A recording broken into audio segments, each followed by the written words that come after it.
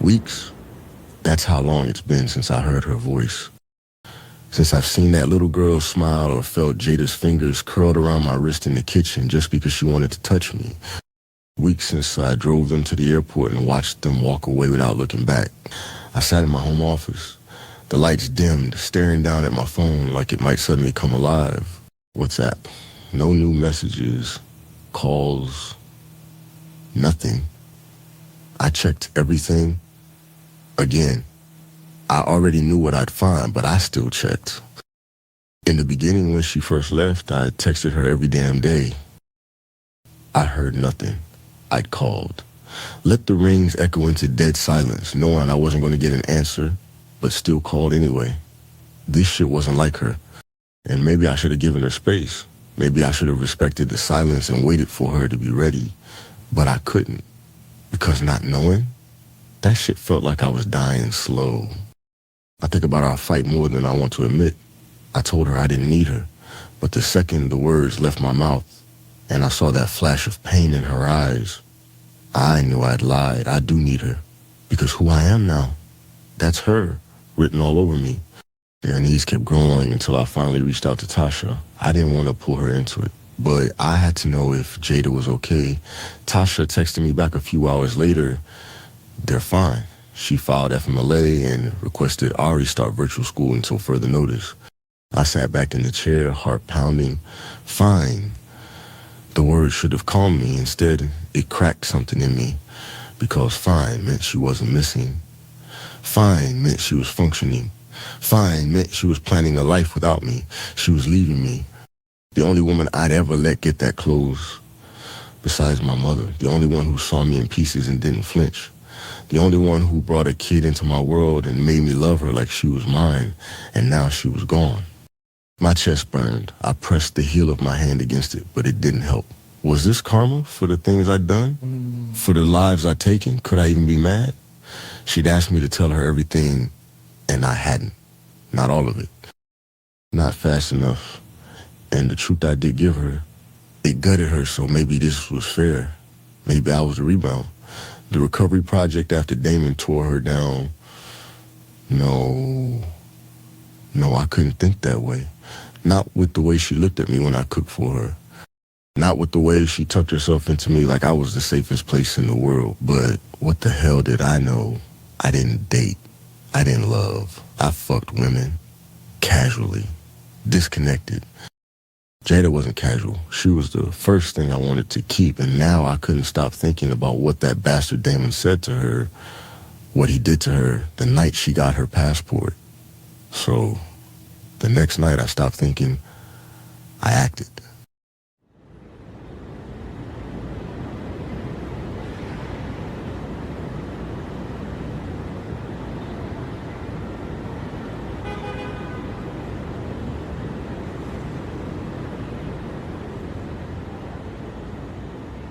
Damon wasn't hard to miss.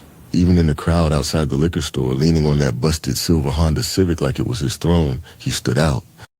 The limp gave him away first. Left leg dragging like it had too much weight on it, or too much pain in it. Then the face, that stitched up gash running from just below his eye to the corner of his jaw. 4 inches easy, ugly and fresh. The kind of scar you don't forget every time you look in the mirror. He was dressed like he still thought he was untouchable. Fresh hoodie, fitted cap, chain glinting under the streetlight. But it didn't hide the way he moved, slower, careful, like every step reminded him of the night Eduardo's crew caught him slipping. My crew. I stayed parked across the street, lights low, watching him laugh with some dude I didn't recognize. He threw his head back like he didn't have a care in the world, like he forgot. Or maybe he thought I forgot. When the dude left, Damon limped toward his car down the dark street. I slid out of my own car, keeping my hood up, my hands in my pockets. The block was noisy, cars passing, music thumping from somewhere down the street, a woman yelling at her kid from an upstairs window. But in my head, it was quiet. All I could hear was Jada's voice from the night of our fight. She didn't deny that he touched her when she went for their passports. Livid is too mild of a word to describe how I felt when she disclosed that. And now here he was, limping, stitched, Still breathing. I got to his car before he did, slid into the back seat and stayed low. The smell hit me first. Old weed, cheap cologne, sweat. A man who's been moving dirty and thinks he's untouchable. The door opened and Damon dropped into the driver's seat, keys rattling loud in his trembling hand. "You smell like fear," I said. He jumped so hard his cap nearly slid off. What the fuck? "Relax." I leaned forward into the glow spilling in from the streetlight outside. "It's just me." His lip curled, but his eyes darted. The fuck you want, Leak? I let the silent stretch let him squirm. My stare sat on him heavy until that little twitch in his jaw gave him up. Fear was written all over him, no matter how much he tried to hold it down. "I'm surprised you even showing your face in town," I said finally. Really surprised. Why? "You don't look like a man who learns lessons slow. How long they beat your ass before they gashed your face like that?" His jaw locked. Man, fuck you. I smiled, but it was cold. "Don't play dumb. You know who sent him." His hands clenched on the wheel, knuckles pale. So, you admitting it? Admitting? I leaned close enough for him to smell the steel on me. "Of course it was me. It was not the nigga you been fucking. I'm telling you, Eduardo's crew, that was me. Every boot, every fist, the blade across your face, me." He turned halfway like he wanted to talk reckless, but then I saw it. Him remembering the curb, the fists raining down, his cheek pressed into cold concrete while the blood kept coming. "You only alive right now because of your mama," I said, voice sharp. His breath hitched. I didn't touch her, Leak. On my mother's life, I swear it. I laughed once, harsh. "You think that makes you safe? That one time? Thinking about her was enough. Talking to her reckless when she came for her passport was enough." He tried to hold my stare, but his eyes flickered. His lips moved like he was going to spit some slick shit. That's when I cracked him. The butt of my gun smashed the back of his head hard enough to make the car lurch. He let out a strangled groan, slumping forward, blood trickling down the side of his neck. A sour stench filled the car a second later, sharp and unmistakable. The motherfucker had pissed himself. I grabbed him by the collar, yanked him upright, forced him to look at me through dazed, watery eyes. "Pissing on yourself now? That's what you are, a bitch. And you still had the nerve to even look Jada's way?" He muttered something broken, words slurred. I pressed the barrel against the base of his skull. "Nah, speak the fuck up." I ain't. "You ain't shit, that's what you ain't." My voice dropped colder. "You'll never see her again. You don't call her. Don't even dream about her. To Ari, you a ghost. Matter of fact, I'm Ari's daddy now, nigga." His breathing went ragged, his whole body shaking, the smell of piss hanging in the air. "You got 7 days, I told him. Pack. Disappear. Quit your job. Leave the state. If I find out you still breathing air in this state after that," I tapped the gun once against his skull, "you're gone." Damon whimpered, holding the back of his head, blood mixing with sweat on his neck. "A week from now, I won't give a fuck what your mama or Jada think when your body don't turn up. I got the means to take care of them both and sit around until forgiveness comes." He didn't answer. He couldn't. I reached into my pocket, pulled out the missing USB and tossed it on his dashboard. It clattered loud. "Don't make me kill you, D." You going to do this to me all over, bitch, Leak? I stared at him in complete reverence. This nigga was crazy. She didn't even know we were siblings. "So don't cry now, nigga. You had years to claim me and you never did. You had years to visit me in prison and you never did. You had years to put $5 on my books and you never did. You asked me for a favor when I was the one gaining my freedom back and you turned around and left me with a $300,000 bill. Blood is the reason why I've never killed you before, but that no longer matters to me. Fuck blood. If I ever see you again, Damon, you're dead." Then I pushed open the door, stepped out into the night like it was mine, and walked away. Behind me, I could hear him breathing ragged, hear the wet squelch of him shifting in soaked pants. Could almost hear his thoughts clawing at him. I had barely walked 100 yards from Damon's car before I heard metal scrape the ground behind me. I froze and turned. Damon stood there, shoulders tight, steel bar in his grip. His face looked cracked, eyes glassy and wild, jaw twitching. I can tell looking in his eyes he wasn't all there. Maybe he hadn't been for a while. He came at me fast, no warning, just rage. The bar cut through the air, close enough to feel the wind. I dropped low, charged him, and we collided hard. We hit the dirt, rolling, grunting, cursing. I could smell the sweat, the fear, the metal. He swung again, wild this time. I caught his wrist twisted and something snapped. He screamed. I didn't. The world went quiet for a beat. Just our breathing ragged and mean. We both went for my gun. Then a flash. One shot, then another.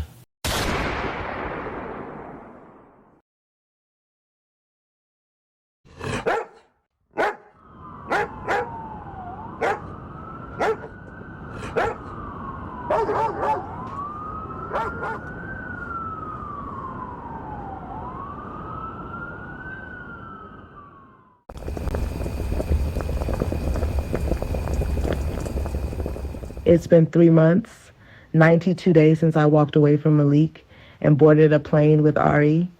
92 mornings waking up in my cousin's house, staring at a ceiling fan that creaks when it turns too fast. 92 nights with Malik's voice echoing in my dreams, but not my ears. I sit in the yard, feet up on an overturned milk crate, a chipped mug of tea in one hand, and my phone in the other. The sun is high and hot and relentless, but I've stopped wiping the sweat from my neck. We are exactly a week out from Christmas, and it doesn't even feel like it. It's been over a decade since I've spent Christmas in Guyana, and it shows. I can't believe I actually missed the snow. I let the sweat roll down and stick to me like the questions I haven't had the courage to answer. I open WhatsApp. Leek's name is still pinned to the top. I scroll past all the missed calls and unopened voice notes, stopping on one of the texts he sent after my first month in Guyana. I started counseling. Been going a month now. Not sure how I feel about it yet. I'm doing it for Mom mostly. She thinks it'll help me unpack everything I've never talked about. Just wanted you to know I love you. This made me smile because I started counseling as well. I scrolled to another message. I didn't mean it when I said I didn't need you. I need you more than ever. Short, straightforward. I scrolled to read a lengthy message I never read. Jada, I know you're far right now, and I've been trying to respect your space. But I've been sitting with a lot of things, and I can't keep letting them sit in me without telling you. I'm sorry for the way I reacted when you asked me about Tanya. I know I shut down and came at you with more anger than you deserved. You didn't deserve that at all. I swallowed, my chest tightening. When you brought her up, it hit me like a punch because Tanya isn't just some name from my past. I knew her since we were 8 years old. We grew up in the same neighborhood, went to the same schools. She was my first real friend, and later, my real first girlfriend when we were around 20. She was the first person outside of my family I really trusted. My fingers trembled around the phone. We were at the beach one day, one of those hot summer afternoons where the water looks calm but hides a pool underneath. She went out farther than I thought she could handle. I saw her struggling, but I wasn't close enough. By the time I reached her, it was too late. I never forgave myself for that. I always thought if I had been faster, stronger, closer, she'd still be alive. The beach was my idea, and that guilt followed me for years. I blinked against the sting in my eyes, forcing myself to keep reading. You made me want to look at the parts of myself I keep hidden. Losing you, even just the distance right now, has made me start talking to somebody about it all. About prison, about the things I've done, about Tanya. about the weight I've been carrying since I was 20. Tanya was my childhood best friend, and I did love Tanya in my own way back then. She was a part of my life for a long time, but it's not even close to what I feel for you. What I have for you is different. It's deeper. It's everything. By the time I reached the last lines, my vision was blurry. I don't want to lose you, not to distance, not to fear, not to my own past. I'm trying, Jada. I set the phone down slowly, my hands, eyes watering. His words sat heavy in me, heavy, but in a way that felt like truth, like a weight he was finally letting me see. I press the screen like I can feel his warmth through it. My chest tightens. The first 2 weeks after I left, he messaged me constantly. Morning greetings, voice notes, random texts. And I didn't answer. Not once. By the third week, the messages slowed to once a week. Now I may hear from him every other week. I know you're probably not reading these, but I'm not ready to let go completely. That one almost broke me. I read some more messages that I've never read before.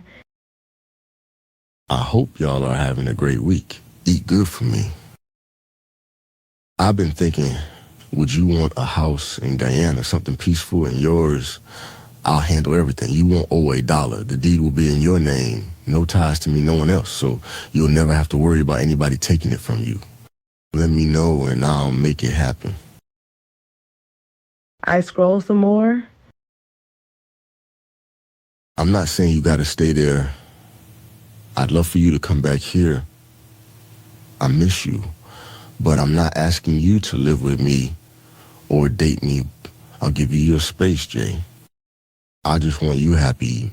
You want me to set you up with a realtor out here. I know somebody solid. Let me know. I know it's been a while since I wrote you. Not cause I don't want to talk to you, but because I don't want to make you feel like I'm pressuring you. I hope my girls are having fun. Tell Ari I love her.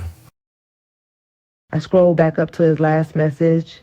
His last message was 2 weeks ago. I missed him. God, I missed him so bad. It made my bones ache.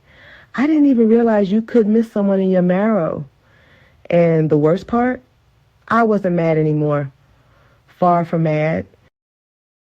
I wasn't mad about my father, not even about Malik killing him. Because if he did even half of what Damon did to me, busted lips, black eyes, broken bones, then Malik was right. His choices is why he's dead.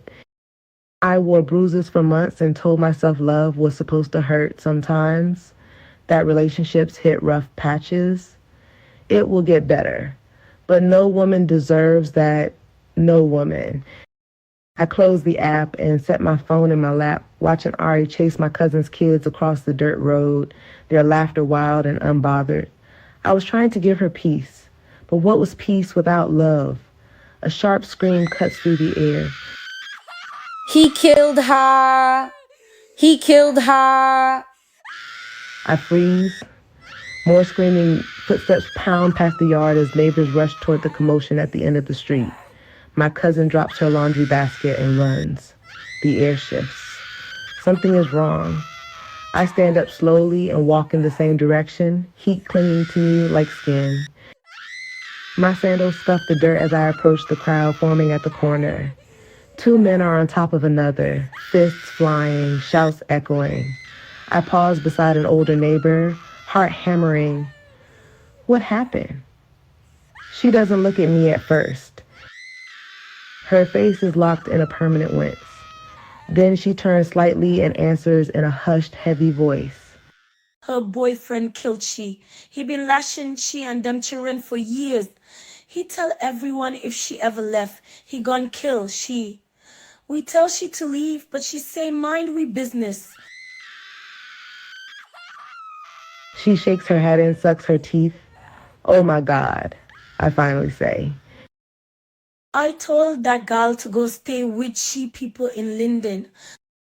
She continues to shake her head. Some women don't get to walk away. She leaves me with that comment. I look past her, and that's when I see it. The boy. Couldn't have been more than 6, maybe 7. Kneeling beside a woman's body in the street, her limbs limp and her dress soaked with blood. He's screaming for her to wake up, his little hands pressing on her cheeks, her chest, her shoulders. Desperate, broken. My whole body goes ice cold. The sun is still blazing. Sweat is pouring, but I can't feel anything. Neighbors rush in to pull the boy back from her body. A distraught man picks her up. The 2 men are still pummeling the one on the ground, whose shirt is soaked with blood. His or hers, I don't know. Then I hear my name. Jada, go back to the house. Ari needs you. My aunt's voice slices through the chaos like a bell. It takes me a few seconds to register her words. I look once more at the boy, who is now sobbing into someone's lap, his arms reaching for his mother. Then I turn around and start walking back to the house.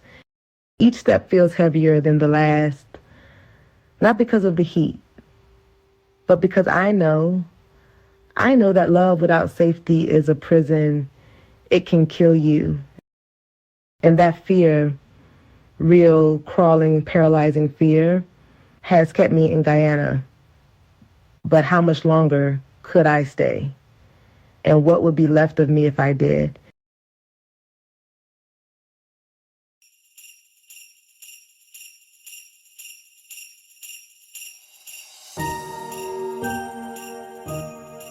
It's been a week since the woman down the street died, but I haven't gone a day without seeing her face, or her son's. That boy's screams still echo in my ears, louder than any rooster crowing or church bell ringing. His pain cracked something inside me, not just sadness, but recognition. I kept thinking about Malik. Did he look like that when he was a little boy? Was he the one clutching his mother's body while she bled and bruised in front of him with no one around to stop it? Did all the rage he carries now start in moments just like that? And did I trigger it when I showed up at his door with a knot on my forehead? I used to think domestic violence left its worst marks on only the women. I was wrong. That boy in therapy has taught me otherwise. That grief imprints on children just as hard, maybe harder. It lodges in their chests, grows with them, and hardens like stone. And sometimes they spend the rest of their lives trying to keep from cracking open again. I wonder if that's what Malik's been doing all this time. I wonder if he ever had the space to just breathe, to heal from his childhood. This morning I sat at the kitchen table and watched my aunt cook pepper pot for breakfast and cut up vegetables for tonight's dinner. Ari was in the back bedroom playing with one of her Christmas gifts my aunt let her open early, and the house was quiet except for the buzz of a fan and the occasional sound of a car driving past. I tapped on my phone and opened WhatsApp. I scrolled to see if Malik messaged me yet. No new messages. It's now been 3 weeks since his last message. I scrolled past some old messages that I read last week. I scrolled some more and landed on a lengthy message I didn't catch before. I told myself I'd never tell you this, that I'd carry it to the grave like all the other shit I've buried. But I promised you no more secrets. And I mean that. The night he died, you were with me. Did he tell you that when you went for your passport? You'd fallen asleep in my mother's bed. That night was worse than all the others. I heard her cry and I heard the slap through the wall. I waited for the yelling to stop. Waited for him to pass out. I didn't yell. I didn't cry. I didn't hesitate. I just acted, and my actions brought me instant relief. I never told a soul outside of the person that helped me move that night. I've never been sorry for my actions of that night, and I'm still not remorseful about it because you deserve better. Our moms deserve better too. I protected my mother. I protected you before I even knew how much you mean to me one day. I love you, Jay. I stared at the screen for a long time. The words blurred and then sharpened again. My father wasn't taken by some random robbery gone wrong. He didn't leave and start another family. He wasn't lost to the streets or taken too soon. He was handled by a boy. I closed my eyes and felt my chest loosen, not from sadness anymore, but from relief. I wasn't crazy. I wasn't imagining the shift that happened in me that year. Malik had been my shield long before I ever knew what it meant to feel safe. No more lies, no more shadows between us. I opened the options on the message and pressed delete. The screen went blank again. I slid my phone face down, exhaled through my nose, and let the silence settle like a blanket. I finally felt free. My aunt turned away from her pot she was stirring and sat across from me. I didn't look up when I said it. I'm ready to go back to America. My aunt raised a brow, then smirked. Callie, are you ready to face your man? I looked down at my hands. I said things to him that I shouldn't have said. I don't even know if he still wants me. She rolled her eyes so hard I could feel the judgment hit me across the table. Girl, please. I gave her a look. I'm serious. I haven't spoken to him the entire time I've been here. So what? He sent you here. Told you the choice was yours, didn't he? I nodded. Well, now if you want your man, tell him that. Stop playing. She said it like it was simple, like all I had to do was decide and love would fall back into place. But it wasn't that simple. I spent 3 months holding my heart like it was made of glass, afraid to set it down in case it shattered all over again. But I was done with being hesitant. I loved that man, and I was going to tell him in person, not in text messages. So I stood up, walked into the room Ari and I had been sharing, and powered on my laptop. I logged into Chase to check my balance out of habit before I booked our flights. Checking my checking account was strictly out of habit because I had more than enough to buy last-minute plane tickets back to the States. My checking account balance was a little over $30,000. Malik had transferred $20,000 into my account the same morning he dropped us off at the airport. I didn't even know until my 5th day in Guyana when I finally checked my account balance. At first, I thought it was a mistake. Then I checked the transfer note. No strings. For you and Ari. Always. He'd always done generous things. Paid for things quietly. Made sure we were taken care of. A little over 3 weeks ago, he transferred $10,000. The transfer note with the $10,000 read, "Merry Christmas. Go shopping." Without him sending that money, I would have been stressed about returning to work. I wouldn't have been able to stay in Guyana for as long as I have. It's like he subconsciously knew that I wouldn't have felt comfortable being away without worrying about money. When I moved in with Malik, 80% of my monthly bills vanished. I didn't have to pay for rent, utilities, or groceries while staying with him. $20,000 was more than enough for me to survive on for several months out here, and he knew that. Knowing he'd given it freely, like he was saying, whatever you choose, I still got you. I clicked confirm on 2 one-way flights. I didn't even blink when the total came up. Then I booked a hotel for a week. Not because I didn't want to be with Malik, but because I didn't want to assume I could just walk back into his life like I never left. I wanted him back. God, I did. But this time, I wanted to do it differently. Not with desperation, with intention, with love.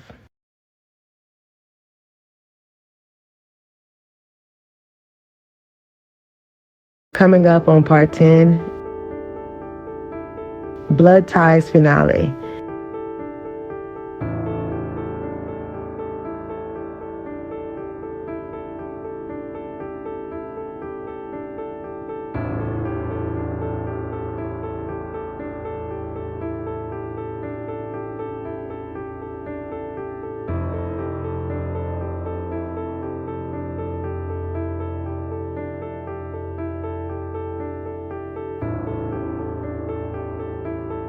Welcome home, Jada.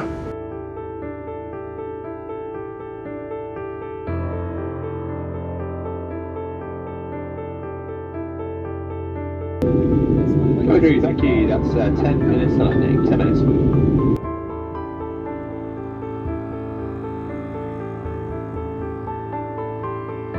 I love you.